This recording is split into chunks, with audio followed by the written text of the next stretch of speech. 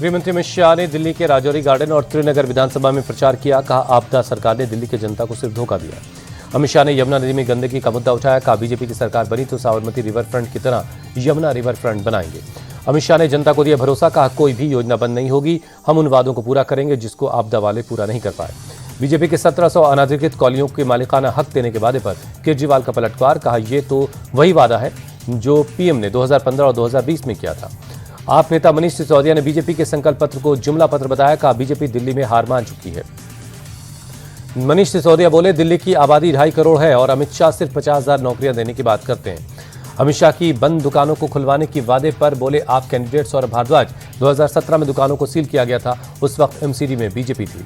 BJP सांसद बासु स्वराज का आप पर निशाना। बोले, दिल्ली की जनता को अब बहाने नहीं चाहिए, बदलाव चाहिए, दिल्ली में बीजेपी सरकार चाहिए। आपके पोस्टर पर कांग्रेस ने चुनाव आयोग में शिकायत दर्ज करवाई। पोस्टर को आचार संहिता का उल्लंघन बताया।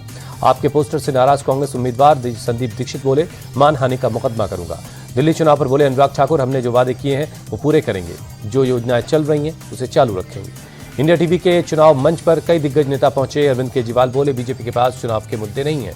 केजरीवाल बोले, बीजेपी सिर्फ मुझे गालियां दे रही है, 10 साल में उसने दिल्ली के लिए क्या किया ये बताए।